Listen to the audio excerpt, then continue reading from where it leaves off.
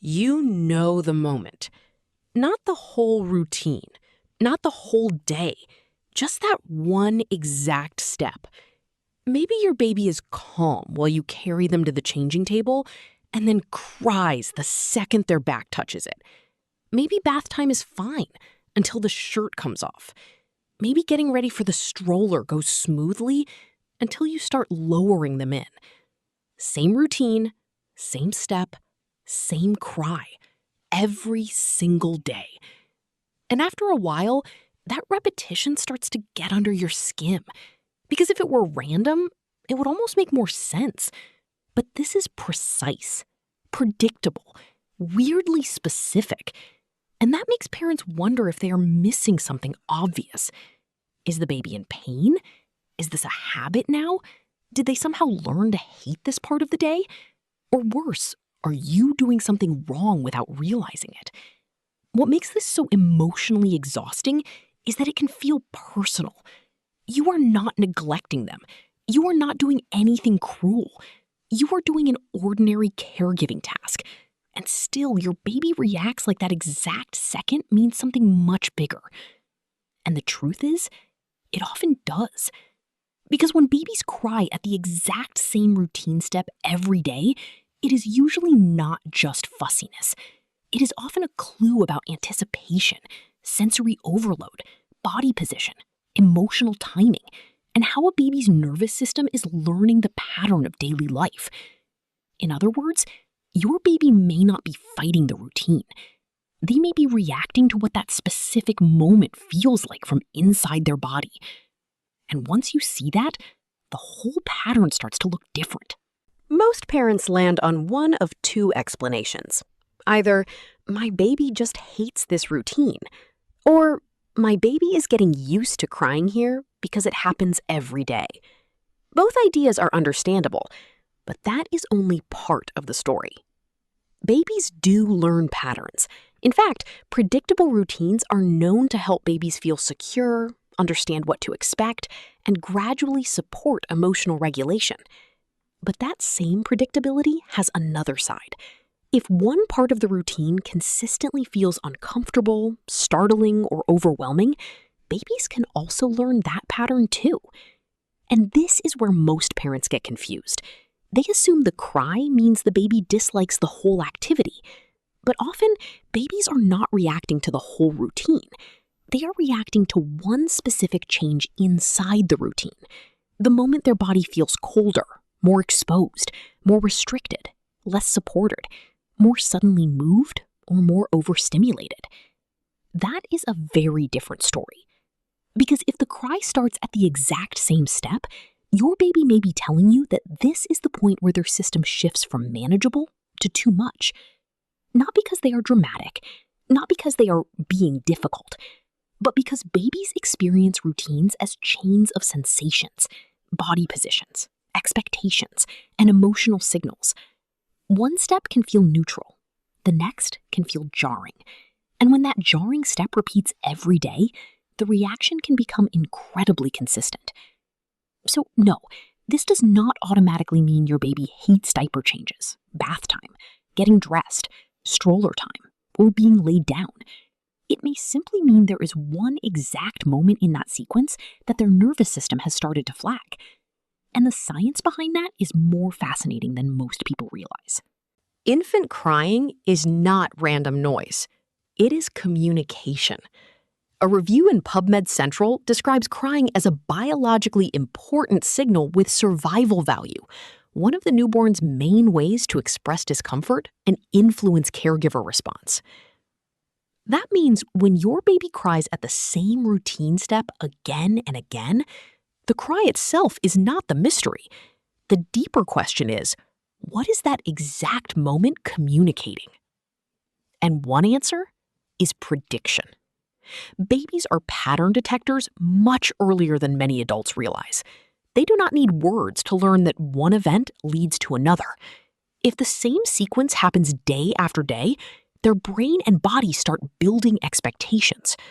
Pick up, walk over, lay down, open tabs, cold air, or unzip pajamas, move arms, pull fabric, briefly lose contact. Or cuddle, carry, lower down, release. To an adult, those are tiny steps. To a baby, they are distinct sensory events. So when the crying always starts at one exact point, your baby may not only be reacting to what is happening in that second, they may be reacting to what their body has learned usually comes next. That is why the behavior can look so strangely precise. Not because your baby is forming a grudge against a routine, but because their nervous system is becoming familiar with a specific moment that feels unpleasant, abrupt, or dysregulating. And that changes how we understand what babies are really doing. They are not making a scene. They are showing you the place in the sequence where their internal experience shifts. But the deepest part of this behavior is still ahead. Because the cry is not only about expectation, it is also about threshold. What researchers noticed next was even more interesting. Not all babies process sensation the same way. A study indexed on PubMed found that in infants, higher levels of sensory sensitivity and sensation avoiding tendencies were associated with more fussing and crying. In simple terms, some babies are more easily thrown off by touch, temperature shifts, movement, clothing pressure, bright light, or the feeling of losing physical support. Now, think about that in a daily routine. Maybe the routine itself is not the problem. Maybe the exact step that triggers crying is the point where several inputs stack together at once. The room feels cooler. Their body is suddenly horizontal. A sleeve catches on the hand. The wipe feels wet. The strap presses across the chest. Your face moves out of view for a second. The surface underneath them is firmer than your arms. None of that has to be extreme to feel big to a baby. And this is where the routine becomes psychological, not just practical. Research on caregiver-infant co-regulation shows that ordinary activities like feeding, bathing, changing, dressing, and holding are part of how babies learn to be soothed and how their attention and emotional arousal are shaped over time. These moments are not just chores, they are emotional events happening inside a developing nervous system. So when your baby cries at the exact same routine step every day, the cry may be the visible tip of an invisible buildup. The step itself is not always the entire problem. It may simply be the moment the load becomes too much. And once you understand that, the question changes from, why is my baby always doing this to me? To, what is happening in my baby's body right before this point? That shift is where things start getting better. First, the reassurance. This pattern does not usually mean your baby is manipulative, spoiled, or trying to control the house. It usually means your baby is honest. They have found the exact point in a routine where something feels too sudden, too intense, too exposed, too restrictive, or too emotionally abrupt, and they are telling you the only way they can. That makes this less personal and much more workable. Start by becoming a tiny detective.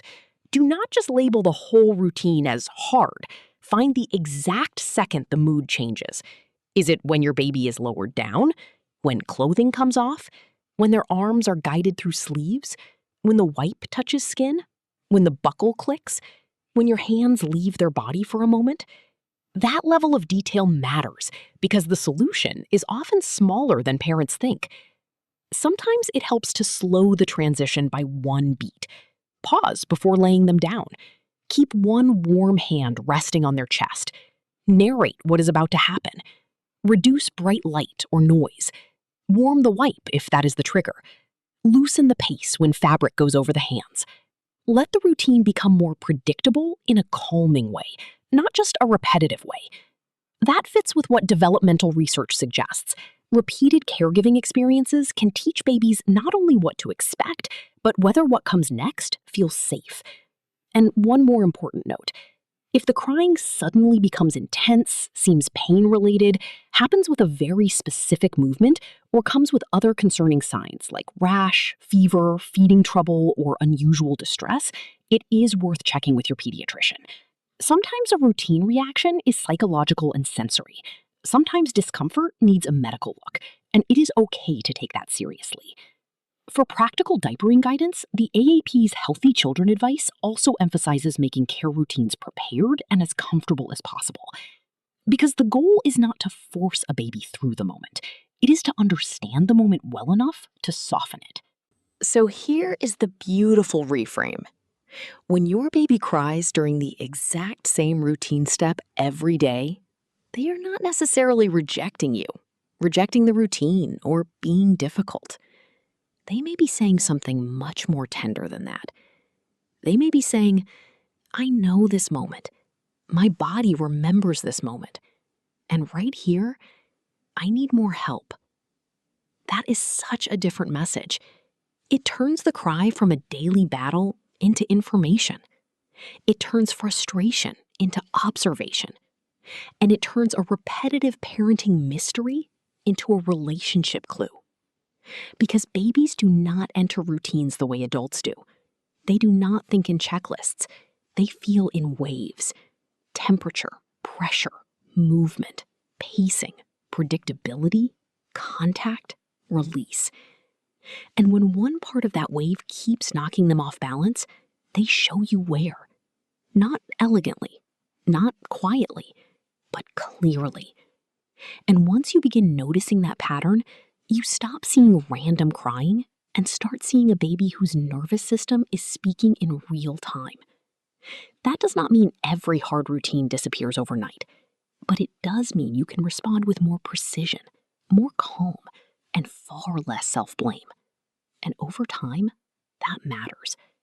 Because the routine your baby cries through today can slowly become the routine your baby feels safer inside tomorrow. If this changes the way you see one of your baby's daily struggles, stay with this channel.